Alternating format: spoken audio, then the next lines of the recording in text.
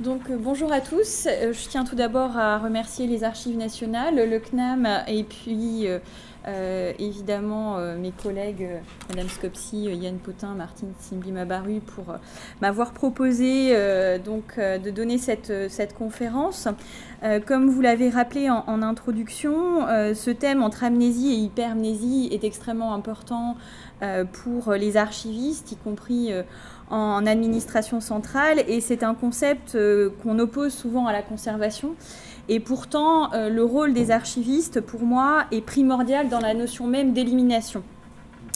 C'est un choix qui est débattu, c'est un choix qui est réglementé, c'est un choix qui est validé collectivement ou individuellement et qui peut être adossé à une stratégie ou à une politique d'archivage, l'objectif étant de mener et de faire des choix documentés et transparents.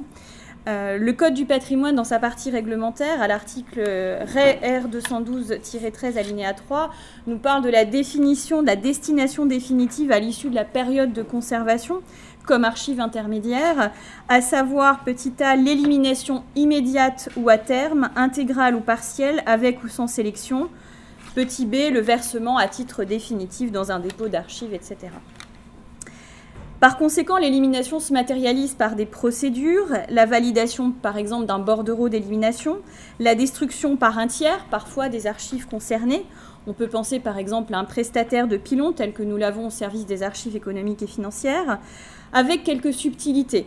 Des règles d'échantillonnage que nous rappelle le Vademecum des Archives de France sur l'aide à la sélection et à l'échantillonnage, la conservation de spécimens d'archives, des circulaires de tri et de conservation qui nous servent au quotidien. Ces pratiques, elles ont été développées dans un monde physique et papier. En anglais, on parle de appraisal, c'est-à-dire qu'on doit détruire, on doit définir ce que l'on doit détruire et on doit définir ce que l'on doit garder. L'élimination n'est donc pas une évaluation uniquement au regard de la destruction, mais elle est véritablement conçue au regard de la conservation. C'est une notion qui est évolutive, puisqu'on peut procéder à des réévaluations dans le temps, et donc à de nouvelles éliminations. On peut penser à la révision des tableaux de gestion. Elle est guidée donc par les circulaires, je le citais, de tri et d'élimination, parfois par l'état de l'art, l'évaluation des besoins des services, l'intérêt sociétal qui donne parfois des critères qui en déterminent la valeur.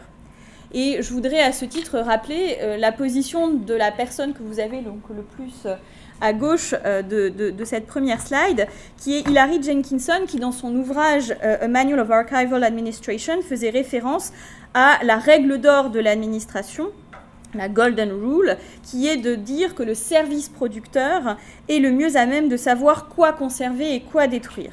Il érige donc en obligation une forte politique de records management à mettre en place dans les administrations et les services producteurs.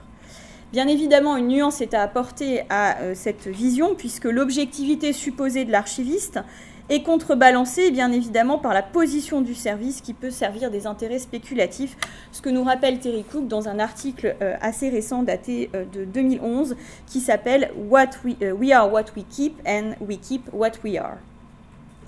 Cette vision de Hilary Jenkinson est opposée à celle du deuxième monsieur sur la slide, qui est Theodor Schellenberg, et qui définit différentes valeurs de l'archive.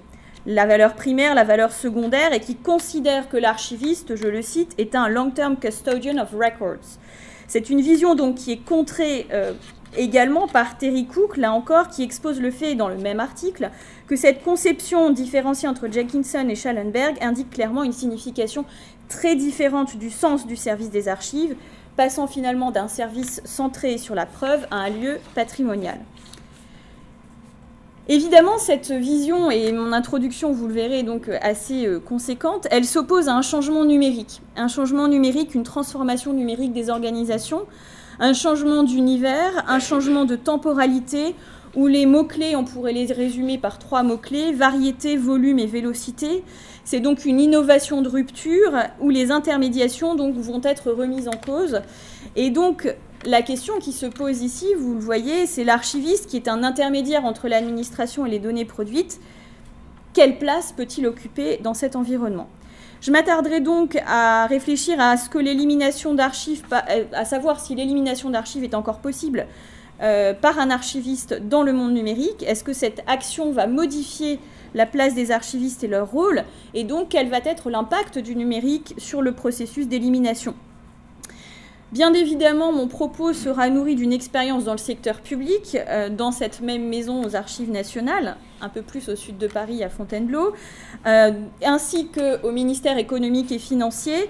Il est également nourri de mes interactions avec les startups qui travaillent pour les ministères économiques et financiers et les recherches que j'ai pu mener avec le professeur Renan de Randeux, donc à l'université Dauphine, autour de la sociologie des organisations. Alors, dans un premier temps, la question se pose d'un nouveau contexte de l'information et de travail des organisations. Cette transformation numérique des organisations, elle est couplée à des nouveaux modes de production. En effet, pour pouvoir réfléchir à l'élimination des archives et à la trace que l'on peut garder dans une mémoire collective et partagée, il faut d'abord s'attacher à analyser à grands traits, donc, et vous m'excuserez pour le peu de temps que j'ai pour le faire, mais les évolutions sociétales majeures qui transforment notre civilisation, avec cette nouvelle ère, comme on le dit, de puissance de calcul infinie. Je pourrais citer Gordon Earl Moore en 1969, qui est un des fondateurs de la société Intel et qui a indiqué le doublement de la puissance des microprocesseurs tous les 24 mois. Il s'avère que finalement c'est tous les 18 mois. Donc on voit bien cette accélération. Pour rappeler donc les chiffres de 2018 de l'International Data Corporation, en 2020, chaque être humain générera 1,7 mégaoctets de données sur Internet par seconde. Donc c'est l'équivalent de ce qui était nécessaire en termes de puissance de calcul pour envoyer les premières missions Apollo donc dans l'espace. Et c'est la puissance de calcul d'un smartphone en 2019. En 2019, nous sommes 4 milliards de personnes connectées à Internet. Et en 2020, ce seront 2000 milliards d'objets connectés sur Internet. Cette rupture, elle est importante. Alors là, j'ai pris un schéma, mais je ne vais pas le commenter très, très longuement. Mais l'idée, c'est de vous dire, en une minute sur Internet, aujourd'hui, voilà tout ce qui se passe, toutes les données qui sont produites. Et vous voyez que les chiffres sont absolument hallucinants et on comprend la notion d'hypermnésie lorsque l'on voit l'importance et la quantité extrême de données, d'où l'importance de l'élimination. Cette rupture importante, elle est faite parce que nous disposons aujourd'hui de technologies importantes. Le cloud, aujourd'hui on parle de quantum computing. On a un rapport qui peut être qualifié de décomplexé par rapport à la cybernétique ou l'intelligence artificielle. Et donc on réorganise les modes de production de cette information. Et bien évidemment, alors on peut faire, et à grands traits, mais ces modes de réorganisation et de redistribution des pouvoirs, il n'y a pas vraiment de contrôle et de rôle centralisateur. On est loin d'une vision colbertiste à la française. Et au cœur du système de production des données, on a vraiment la multitude. Et je vous renvoie donc à un certain nombre d'ouvrages qui en traitent de manière beaucoup plus importante. Et donc, finalement, face à cet afflux de données, comment construire une mémoire collective avec ses usages multiples et comment peut-on positionner la puissance publique et la production d'archives publiques, notamment avec l'influence forte des GAFAM, au cœur de cet nouvel écosystème qui est notre écosystème de travail. Alors, je le disais, l'archiviste... donc là, j'avais mis une petite citation de Gordon Moore, pour ceux qui ne savaient pas à quoi il pouvait ressembler. Et donc... Ce que je souhaitais discuter avec vous ce matin, c'était l'archiviste comme intermédiaire. Est-il remis en cause par le numérique ? Et bien évidemment, on parle ici de la recomposition de l'identité professionnelle à l'ère du numérique. Est-ce que la profession est en train de muter ? Et donc, quel est notre rôle en tant qu'archiviste dans ce processus d'élimination ? Dans l'étude que j'ai pu mener à l'université Dauphine, ce qui était intéressant, c'était l'analyse des compétences des archivistes et le mettre au regard, finalement, des besoins de l'administration. Et... ce qui était intéressant, et dans mes lectures, je pourrais citer l'article de Cherixi qui travaille sur le Digital Records Management et qui a écrit dans un de ses articles publiés sur Online Review Information en 2017, elle partait du postulat que le rôle de l'archiviste était de donner accès dans le temps aux données conservées. J'enfonce des portes ouvertes, bien évidemment, c'est notre rôle le plus important. Et elle dénonçait dans son article, dans ce même article, l'échec presque systématique de la profession à élaborer une politique d'accès continu aux archives numériques. Alors, est-ce qu'on est en train d'échouer à répondre aux attentes de notre public, avec donc cette absence de politique forte d'accès continu. Si on le ramène en sociologie des organisations aux travaux menés par Renaud Saint-Saulieu dans les années 70 sur les conséquences de la révolution industrielle dans les usines, notamment à charbon, et dans son article qui a fait foi en 71, qui s'appelle donc dans la revue internationale d'études du management et des organisations, il analysait finalement l'adaptabilité des usines au progrès et aux nouveaux modes de management de la révolution industrielle. Et il analysait la façon dont l'organisation s'était recomposée. Sa conclusion, c'est tout change et en même temps rien ne change, avec une mise en exergue forte des compétences des experts. C'est là où je vais faire le lien et je vais retisser le lien avec les archivistes. Des compétences avec des experts qui doivent être adaptables dans les organisations et finalement qui peuvent analyser un nouvel écosystème de manière très rapide et s'adapter donc à cette temporalité nouvelle qui est celle des archivistes pour analyser la production des administrations et donc savoir bien quoi éliminer et donc quoi conserver. Il faut donc porter peut-être un regard inversé, et je citerai à ce titre, comme l'énonce dans son livre Thomas Huy, je vous recommande, qui est professeur à l'Institut Mines Télécom, qui a écrit un livre qui s'appelle « Un demi-tour numérique » et qui démontre la manière dont on peut porter un regard inversé sur le numérique. Y a-t-il un demi-tour numérique et peut-on porter un regard inversé sur le rôle des archivistes dans le cadre de l'élimination et donc de ce qu'on appelle dans la fonction publique le contrôle scientifique et technique? L'approche que l'on pourrait avoir est une approche de médiation de la donnée et non plus d'intermédiaire de la donnée. L'archiviste renforce ici son rôle de contextualisation et d'explication. Je parlais de transparence dans les choix d'élimination. Il revendique une temporalité différente parce qu'il assure le contrôle sur la conservation et les traitements et donc les éliminations avec un regard extérieur à l'administration. Il doit faire face malheureusement à ce flot de données. Et donc, de fait, il n'a plus beaucoup de temps, il ne faut pas être naïf, il n'a plus le temps pour s'assurer que toutes les données qui doivent être détruites sont détruites selon les processus mis en place par l'administration pour contrôler l'élimination d'archives publiques. Certaines données, d'ailleurs, sont détruites par inadvertance. On sait très bien que nous-mêmes, lorsqu'on utilise un ordinateur, on peut être amené à détruire ces données de manière à une coupure de courant, à une fausse manipulation, les données disparaissent. Et donc, finalement, le changement profond ici de philosophie, c'est une approche que je qualifierais d'approche de gestion de risque. Et non plus d'éviter à tout prix des pertes de mémoire collective, c'est se recentrer sur ce qu'il va être, alors ce que je qualifierais, moi, de stratégique, mais qui est stratégique à la fois pour l'administration et qui est stratégique pour les futurs lecteurs, chercheurs, utilisateurs de ces données. Il est alors question de positionner l'archiviste comme finalement un contrôleur a priori sur les éliminations et non plus a posteriori. Si je reprends le schéma de production des données sur Internet, vous voyez bien qu'on ne peut pas assurer la destruction de millions de logs, de milliards de requêtes à la seconde. Cela veut dire par exemple que dans les marchés publics, on va gérer des clauses de réversibilité des données. On va avoir des garanties que l'on va porter au contrat avec une entreprise, des garanties de destruction avec un prestataire qui pourrait être amené à traiter des données publiques. Et en cas de fuite de données ou de mauvaise réutilisation, la faute incombera à l'entreprise concernée et non plus à l'administration. Et on va être dans une approche finalement de gestion de risque avec finalement des valeurs qui demeurent, les valeurs de l'archiviste, d'éthique, d'objectivité, de justesse, de garant des droits de l'État et des droits des citoyens. Et donc, finalement, on retourne à une valeur, et c'est pour ça que je parlais de demi-tour numérique, à une valeur féconde et qui a créé même le fondement des archives nationales où nous sommes aujourd'hui. La destruction des données traitées, elle oblige l'archiviste finalement à analyser les méthodes de production pour garantir l'opportunité de destruction. On va analyser les applications, on va analyser les algorithmes de production de cette information et finalement, l'importance de l'évaluation en amont est majeure. Alors, quid du réglementaire, me direz-vous? C'est une base solide de mise en œuvre, mais qui doit être revue régulièrement pour être plus adaptable.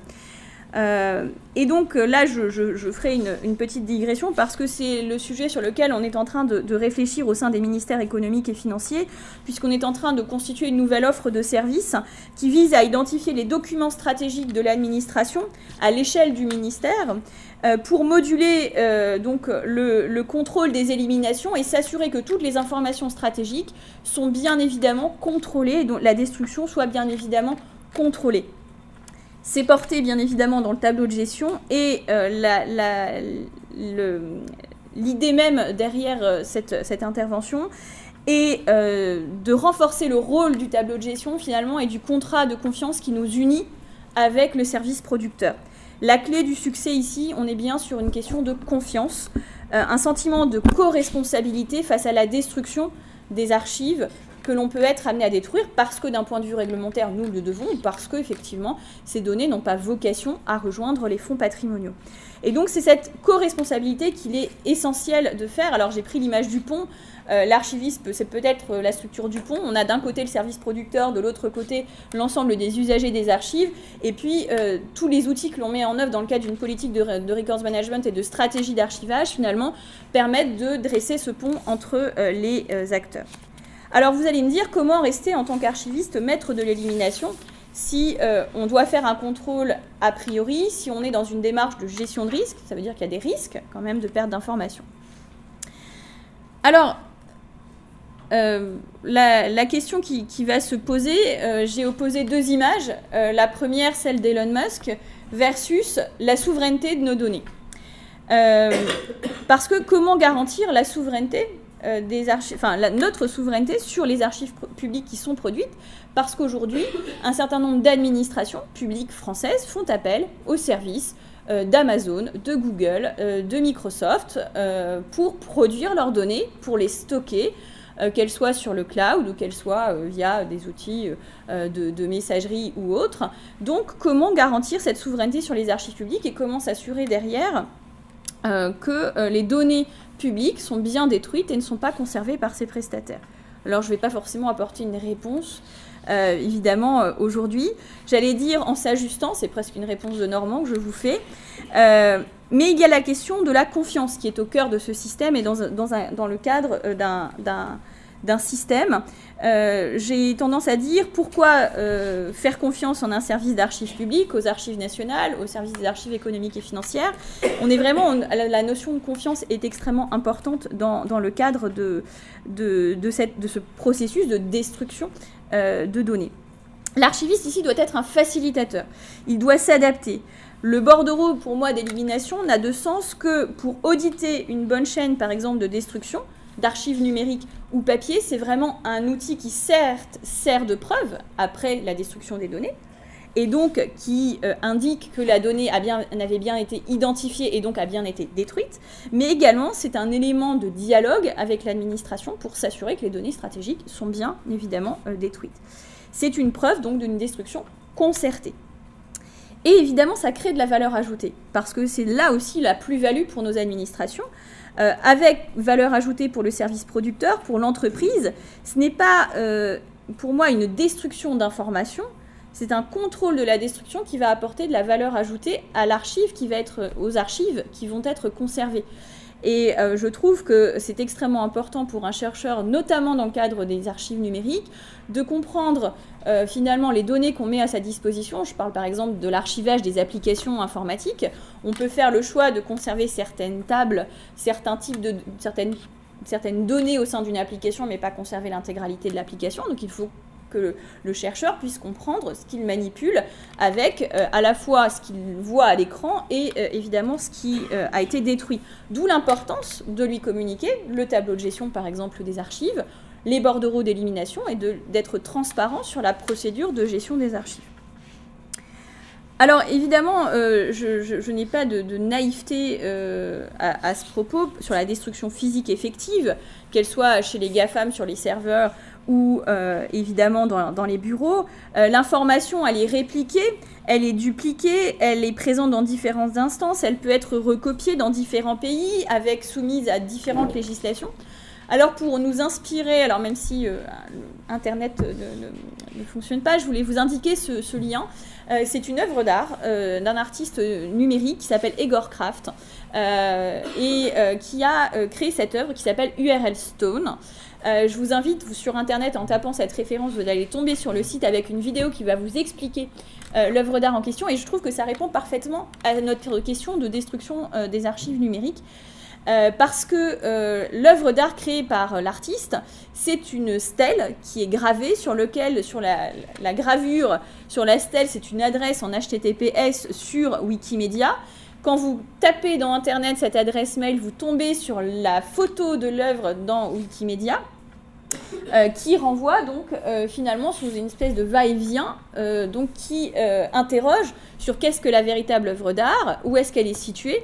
Et le commissaire, donc le curator qui s'occupe notamment d'exposer sur Paris cette œuvre, donc Dominique Mourlon, nous disait lors d'un séminaire, il fallait que je fasse venir cette pierre d'Allemagne. Est-ce qu'il faut que je fasse venir cette pierre d'Allemagne pour l'exposer à Paris, ou est-ce que je peux me contenter d'exposer le site internet, la copie et la vidéo qui explique tout le processus de création de l'œuvre?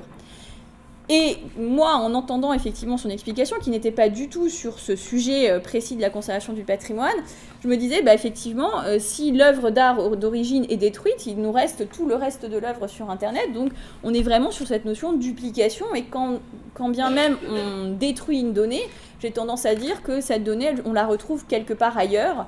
Et je crois que c'est ce qui fait un peu la richesse des enquêtes menées par les historiens, les économistes, les sociologues, parce que quand un fonds a été détruit, ou une administration où les archives ont brûlé, alors on cite souvent le grand incendie de Paris de la Commune en 1871, une partie des archives du ministère de l'économie et des finances a été détruite, une partie a été détruite à cette occasion, et pour autant on a des chercheurs qui travaillent aujourd'hui sur le 19e siècle et qui arrivent à retrouver des traces dans d'autres administrations, dans des publications, etc. etc. Donc la question c'est que finalement quand on détruit une donnée numérique, est-ce que véritablement on la détruit ? Je ne suis pas naïve sur le sujet. En tout cas, moi, j'ai des attestations qui montrent que le processus archivistique a été respecté, la stratégie d'archivage et la politique de records management de mon entité prennent en compte cette destruction des données. Alors, être maître de l'élimination, c'est donc garder les traces de prise de décision des destructions et de s'assurer que les informations stratégiques et sensibles sont conservées, documentées et surtout bien éliminées. Alors, je poserai d'autres questions pour ouvrir peut-être le débat. Quelle garantie? Comment s'assurer que l'information est bien supprimée? Je vous laisse méditer sur l'URL Stone. Ce qui est pour moi important, et pour conclure, je trouve que ce processus d'élimination des données à l'ère du numérique conforte véritablement le rôle des archivistes dans un contrôle a priori, dans une notion d'audit et de management du risque informationnel, qui pour moi sont véritablement aujourd'hui les clés du contrôle des éliminations d'archives, tel qu'on peut le pratiquer déjà aujourd'hui dans le cadre, par exemple, de la démarche de la numérisation de substitution, qui, pour moi, sont véritablement donc les clés d'une destruction en confiance, partagée par l'administration et par les professionnels de l'information, et qui apportent toutes les garanties pour les futurs réutilisateurs de la bonne gestion de leurs données. Je vous remercie.